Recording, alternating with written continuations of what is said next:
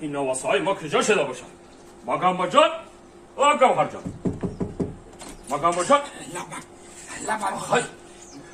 در خانه را گرفتم بشینه عزیز شما چیکار کنیم بابی جان؟ خواهی میدانید که ما همون کمپیرک در رفتم خواستگاری رفتیم ها؟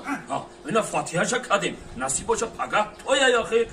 بعد اون کمپیر میای این خانه و دارم میبینه همه چنگ چکنه آخه بعد اون کمپیر چی میگه که این خانه ده یکم صاحب نداشتیم فهمیدی؟ هجوم تز کنه که حولی را یاد های جورا برویم همه رفت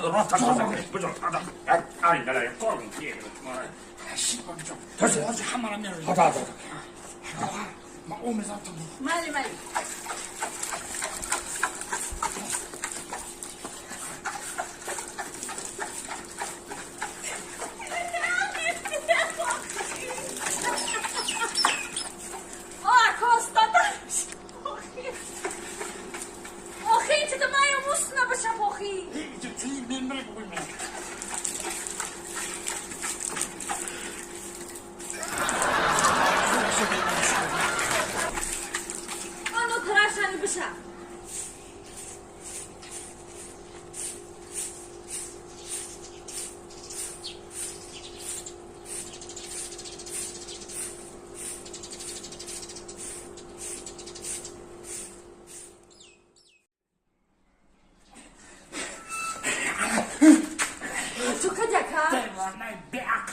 ببین کن یک خودم بخش آوردم کن خونگی همه خسنش ها رقص کداره میکفم هیچ خیلی خبر خشم کن دم بخوام من ببین دم باید بگم ببین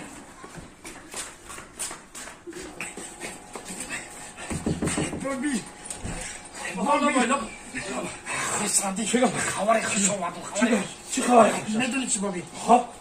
الان کمپیره که شما خواستگاری رفتی نه خواستگاری رفتی شما در دو بانکو این پگه توی داری خب الان کمپیر مرده با چی گفتن؟ بعد 5 تا بچه داشته بچه‌هاش میدونسته که تام کمپیر دوست نداشته بچه‌هاش مسئولیت کرده که میایم بابی ترا میکشیم قچگو میکنیم